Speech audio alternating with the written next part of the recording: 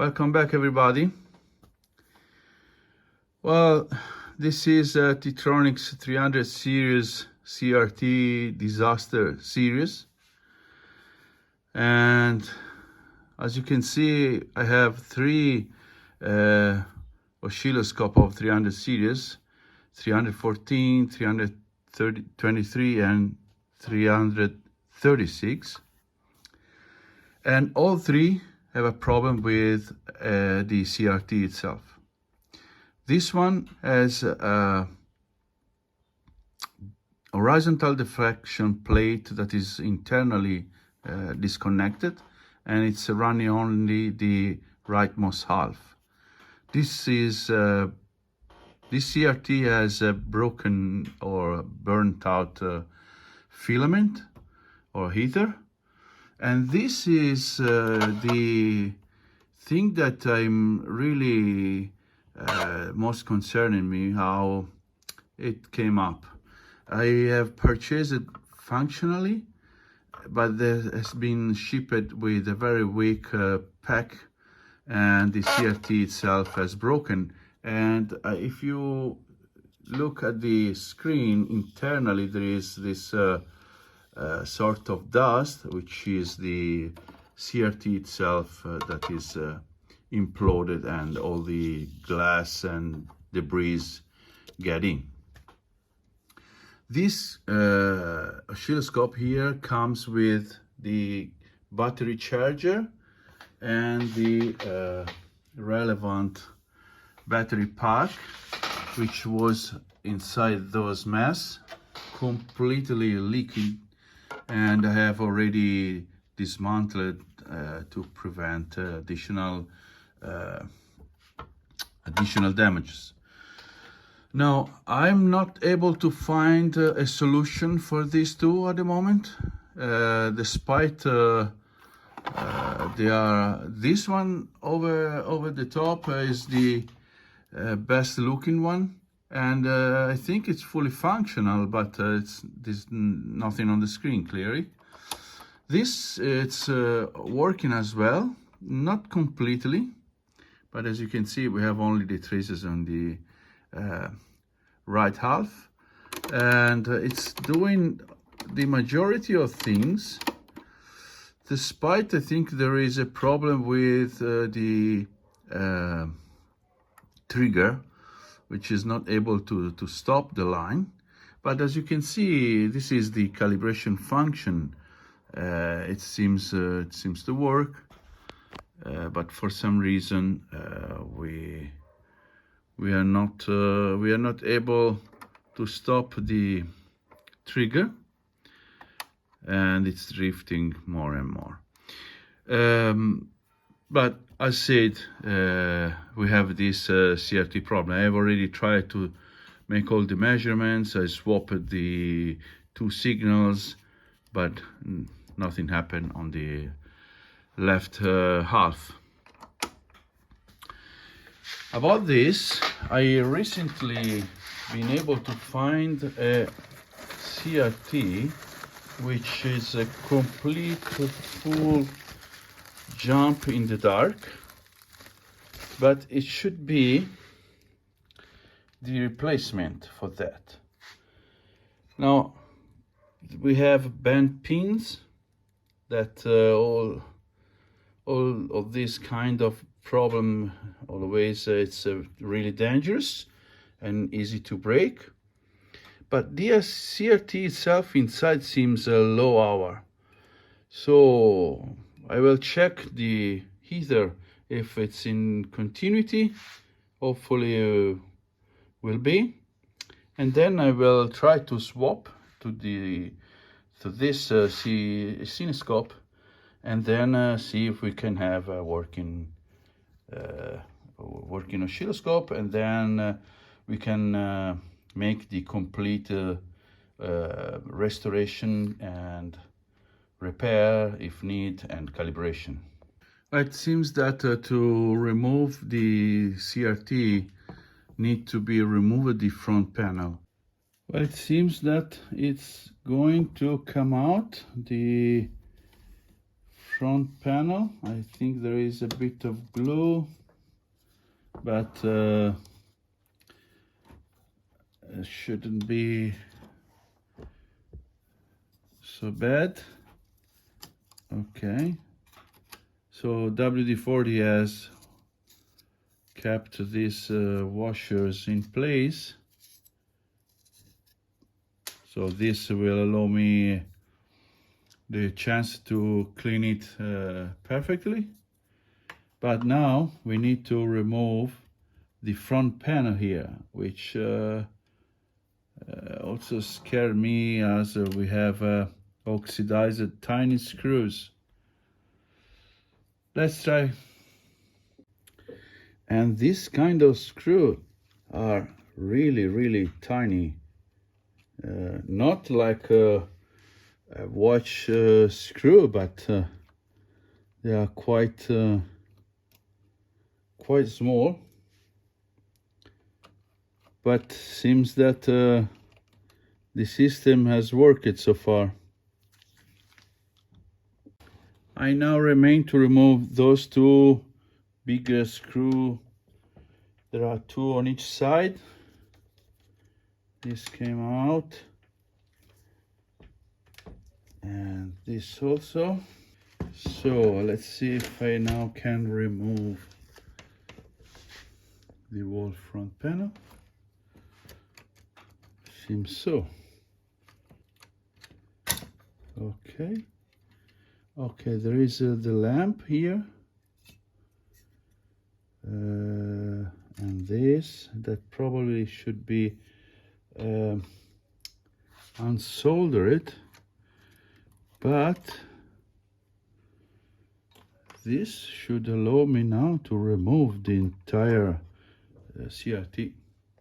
At this point, I really need to remove the rear socket. Let's do that with a screwdriver.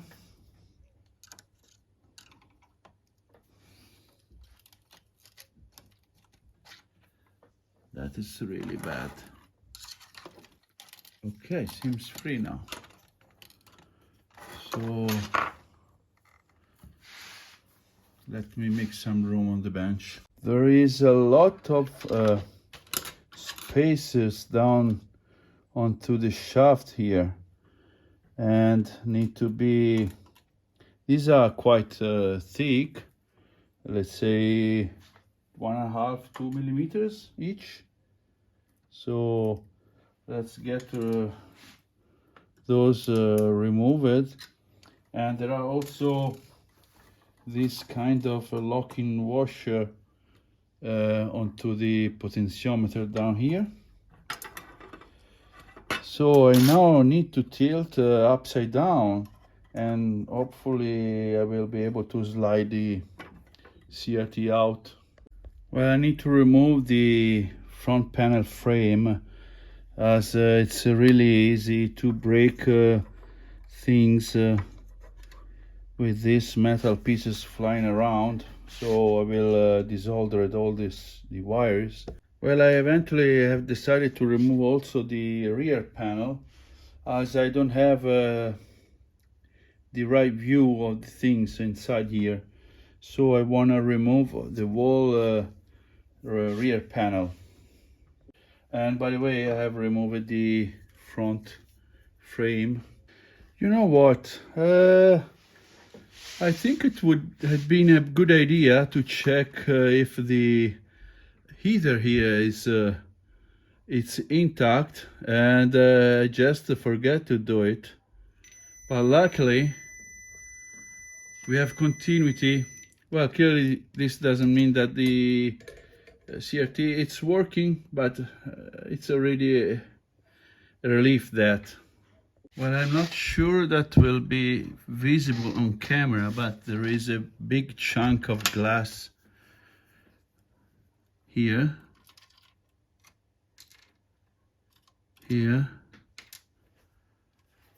that is a real bad thing, and will be very difficult if I will not be able to remove the entire sleeve here. So let me figure out how can I can remove it. It seems that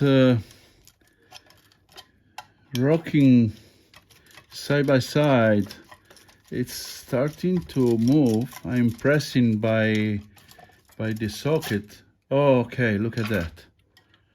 Oh, finally. Okay, so we have a really broken one. Ooh, really bad.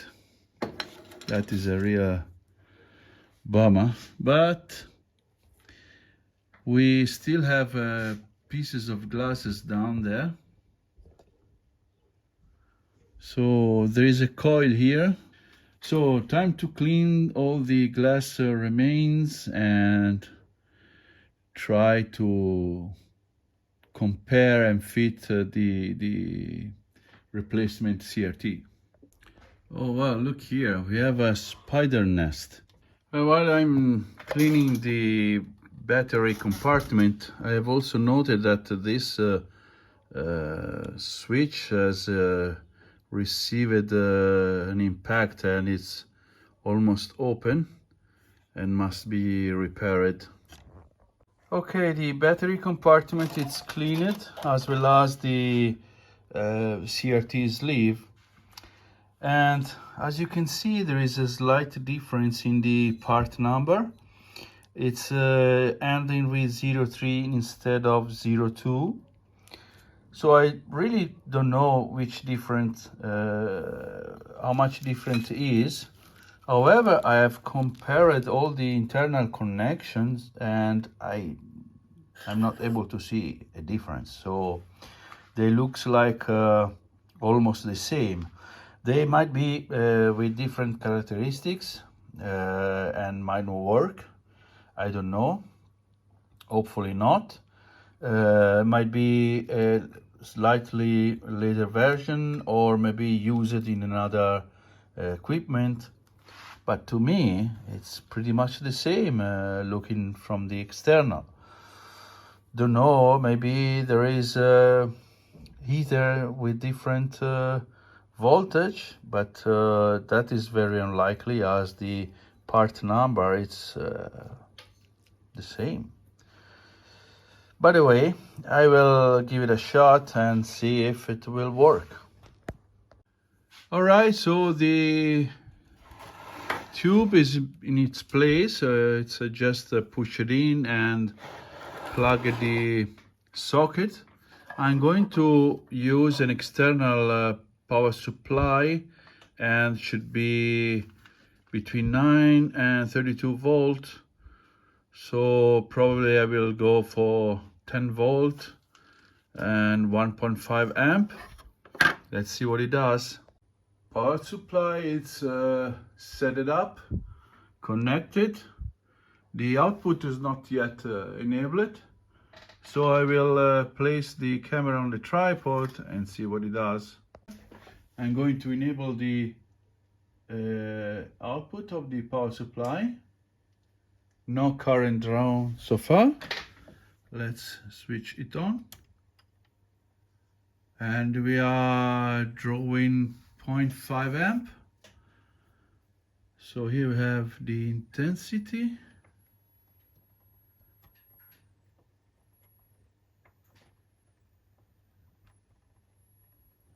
Nothing so far.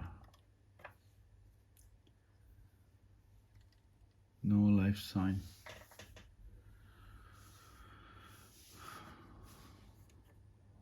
So, okay, let me experiment. Now I was looking for settings and look at that. I have a trace. And it seems that I also have some connection, focus, and intensity regulation. It works. That is fantastic. So at this point, I think I need to figure out what's wrong with the function setting, because I'm afraid that I need to hold in a center position, and none of the two channels is giving an adjustment. So I'm afraid that we have a problem with the vertical deflection. Well, the problem seems indeed channel 1, as channel 2 it's able to move. Now, clearly we need a full calibration here, but it seems that yeah, it's starting to behave. I'm working my way through the potentiometer and switch service, and I already have found a problem here with this joint, which is cracked into halves, and I will try to save it. It seems made by plastic, so I will try to bond them together with super glue. The removal of the joints has required the potentiometer disassembly, but while I'm here, I wanna remove the switching, the mechanical part of the switch, as it's really sticky and very hard to turn. Moreover, those joints I thought they were made in plastic, but they are made with aluminum. So I will try to bond them with Loctite, with the metal Loctite, and see if they can stick together. I don't think they will have the enough strength to stay together. I will just try it. Otherwise, I will need to machine a new collar for the joint. Well, eventually I didn't even attempt to bond them together. I went straight ahead and I machined two new collars for the joint, and it works pretty fine. Now I need the knob to rotate, because it's quite a strong spring-loaded effect, so it's not easy to rotate just by hand. And while I'm here, I want to take advantage that I have dismantled the front panel to service the potentiometers behind there. They are sealed, so it will not be easy to get some contact cleaner inside, but I will try the same. Those switches are already serviced. We have additional potentiometer here, and actually two potentiometers, and here I think there is the attenuator cam switch, and I think it would be a nice idea to get serviced also that. I don't know if you can see down there, there are the tiny springs contact. They looks pretty clean, so doesn't seem oxidized. Also, those capacitors seems fine to me. With a bit of gentle persuasion, I've been able to reassemble the front panel frame. So it's time to get all those tiny screws in place, so we can go ahead with the complete reassembly. So that's the final result, and I should see one trace, and it's a bit slanted. The trace rotation should be adjusted, and that is the coil we have seen in the CRT sleeve. The purpose of that coil is exactly to adjust the trace rotation, as it is well indicated onto the schematic that I show you in a second. That's the coil. Now, as we can see, I have set the oscilloscope to be with alternate traces, but I'm having only one channel, which is channel 2. Channel 1 doesn't work. But if I switch onto channel 1 and I increase a lot the intensity, we can see, let me remove the light, we can see a bit of flashing. That means that the beam it's very down. Let's make some troubleshooting on that. So that's the channel 1 preamplifier, vertical preamplifier section. And the first thing that caught my attention is this power rails, which are plus and minus 5 volts. And as you can see, we have a resistors each rail, and a capacitor after that. So each channel has this. So if one of this channel of this capacitor is faulty, for sure I have a faulty channel. And by the way, being the trace onto the bottom of the CRT, I suspect that the lower plate it's working correctly, it's driving correctly, whereas the upper it's missing the signal. So let's check that. So these are the voltage rails. This is the positive 5 volt over here, which is 4.8 after the resistor, so it's fine to me. And this is the minus 5 volt, which is almost the same. So the rails are okay. And if I check, I have placed it into alternator mode, and I have centered channel 2.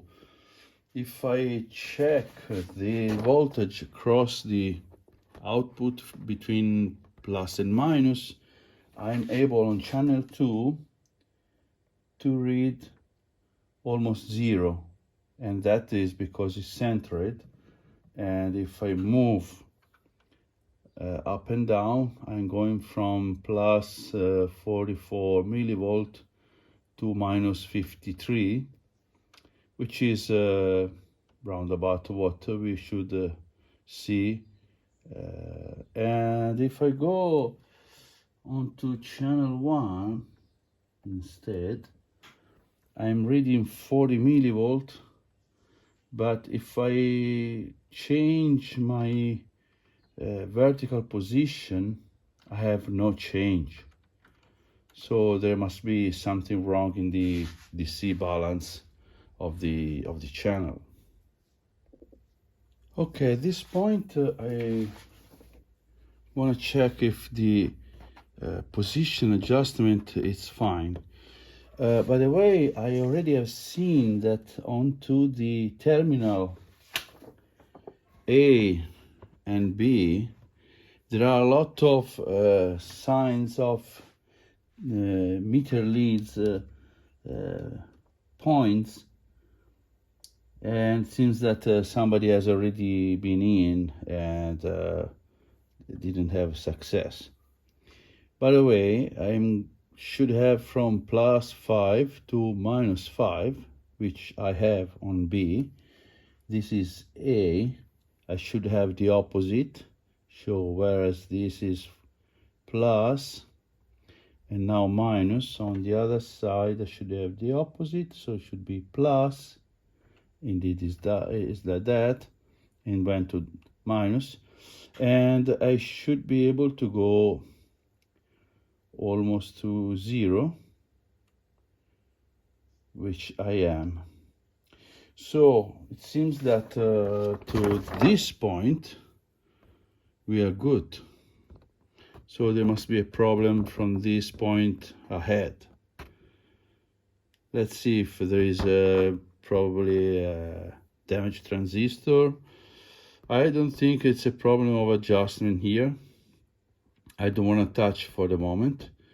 I want to check all the semiconductors that there are here. There are a lot of diodes and let's see, 4 transistors. This one is just for trigger. I've checked all the 4 transistors and they are fine. I've also checked the position and the orientation and the relevant position, and everything looks fine. So let's go to check all the diodes. And all the diodes also measure fine. So let's make some measurements with the DC voltmeter. Well, I think I found something interesting. As we have seen on B, I have my regulation. But look what I have across this resistor. Actually, I will point to my positive lead here and the other one relevant ground. And that's before on B, so over here, and as you can see we have regulation.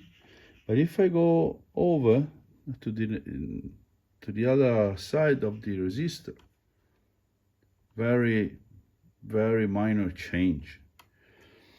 If I go into the other channel, on the other hand, I'm having a very different voltage, and if I regulate before, I have the same. Let's see, as you can see, if I regulate, it change. So I'm afraid that there is a problem with the resistor itself, or maybe the stage before this transistor over here that is superimposing some voltage. I think I got a culprit. It's a damaged dual transistor. Yeah, the transistor is completely gone. Well, I'm lucky enough to have a replacement, as the transistor that I have removed, the faulty one, is the same transistor that is used, this dual transistor, is used onto the high efficiency 7000 series power supply. And it's happened that I'm starting a new project with several of those power supplies, so I can make a test. I just grab it from one of that. I should have also a brand new, as I should have the spares for those power supplies. So, but just for test purpose, let's try to fit in and test the channel. Okay, the transistor is installed. Let's check it out. And oh, would you look at that? We have 2 traces now. Very nice, very nice. So we should also have this calibration function that should give us an indication of the calibration. You can't see, so it's a bit less than 5 division. This is for channel 2, and channel 1, it's even worse, so it's the opposite. Yeah, but this clearly it's a matter of calibration. Okay, I will check for a brand new one transistor. We have saved the channel and the scope. Well, I said I have some spares for the 7704, and it seems that the dual transistor in question is the 2N2919. I have 3 of those, and I will try that. and see if I can indeed use that as a replacement. The 2919, it's in place and it's working fine. So the oscilloscope now needs a very thoroughly calibration. I'm not going to show that, it's a very tedious process, but I'll be back as soon as I will have finished it. Well, I'm just reading the calibration process, and I've seen that in the high voltage adjustment process, there is a note that says before to regulate the high voltage should be checked the voltage first. Now, onto that, there is that an interaction on all the circuit of the instrument. So I think that the very first process of calibration should be the power supply adjustment and ripple checks. And if everything is fine, we can proceed. I think that should be done first and then the other adjustment. By the way, this is a bit difficult for me as I don't have a current probe. So I don't know if I will have to skip that or I have to improvise. Let's see what I can do. Well, I'm at the channel adjustment, and unfortunately I'm having a problem with the channel 1. I have one bad range. This range doesn't read anything, and the other ones, as you can see, it's not responding as they should, and I start to see something just here. So I'm afraid that I need to remove the vertical input section and range switching section and see what's wrong there. Well, to have the unfortunately, to reach the vertical input attenuator and required the front panel dismantle again. I eventually have decided to remove the board entirely from the scope, as it's really easy to damage components over there, and it's really handy to have the board free. So I can now check all the components here, clean the contacts over there, which by the way, I believe they are doing fine. So I suspect that there is a problem with some resistors, as the schematic says that we should have those multipliers. Look at that. This is the schematic of the attenuator. So I will check all the components while I'm here. Well, I'm checking the resistors, and I want to have the same range. So completely counterclockwise, and then one step back. I should be onto 10 volt per division. Let me confirm here. Yeah, one step back, 10 volt per division. So let's check this resistor, 1.92. By the way, this is the combination, so should change or changing the setting. But here I have 0.5 meg. So that remember, this is channel 1, so the faulty one. So we already have a difference and should be traced out. Probably I should check the, so we have 1 meg here and 190K over there. So there must be absolutely something wrong. I'm not sure if it's a problem of contact, that it's not easy to let you see all those tiny gold spring leaf are the contacts. You probably need to remove the cams in order to reach there. I want to avoid that, so I will try to spray contact cleaner with a very small toothbrush and then clean everything with IPA and check again before to remove resistors. Well, actually I was doing wrong. This is not just a paste and copy, but it's a mirrored.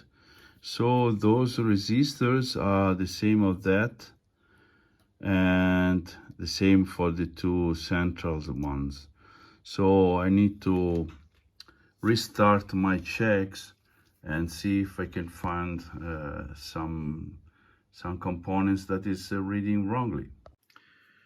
Due to the complexity of the removal of the board, I eventually have decided to remove the camshaft. This will allow me to clean each contact with this soft paintbrush with contact cleaner. And this, after that, I will be sure that the contacts are working as they should. And then I can check all the components. But at least for the future, I know that that is absolutely serviced and can run for years.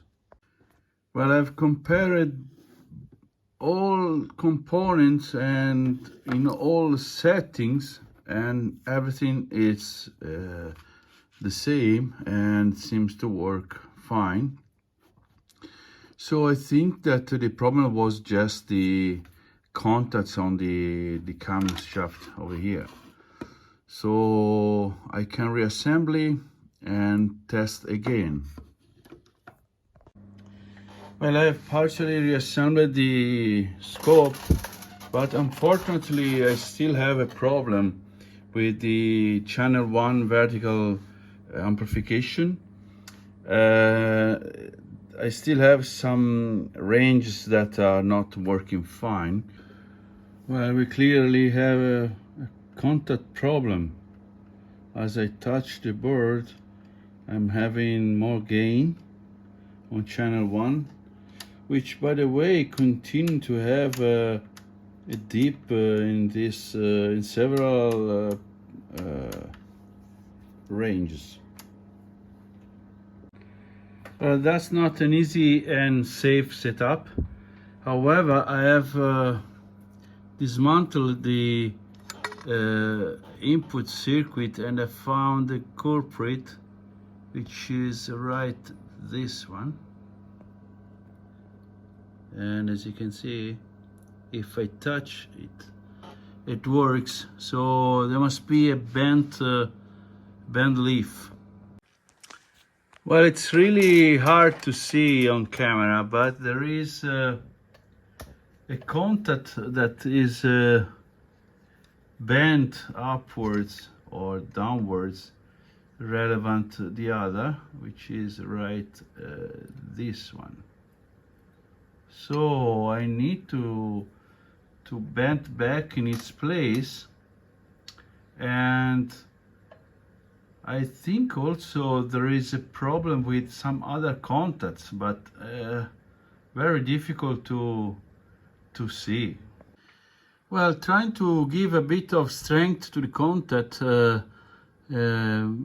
pressure-wise, I have slided this Allen key into that notch, and with a screwdriver blade I have pressed the leaves, the contact leaves over here, pushing and making them the most even possible.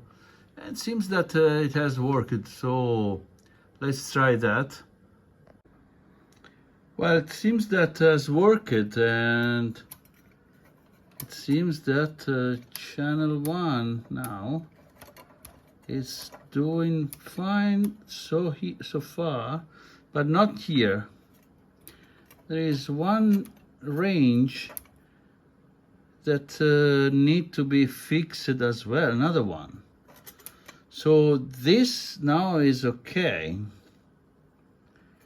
That is really bad. So it's dipping onto the, let me grab the front panel. It's dipping onto the 0.5. That's really annoying. Okay, let's try to see if we can find the culprit also of that. And sure enough, I found also the bad contact for the 0.5, and if I leave, the contact is not reading correctly anymore. So again, another contact to be straightened up. I eventually been able to repair the attenuator, but was a really difficult task, very annoying, very dangerous to, it's very easy to bend the adjacent contacts, but it's done, so I can reassemble and check all the other ranges before to complete reassemble the input section. Just to be on the safety side, I want to check if everything is doing fine. Seems so.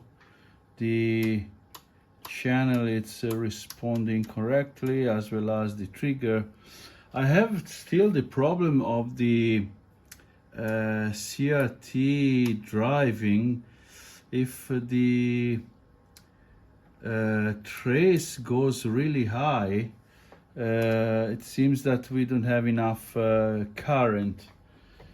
It's happened that I have with me this adapter, which is an amplifier for the current probe, and I have purchased a P6021 and I'm waiting its arrival.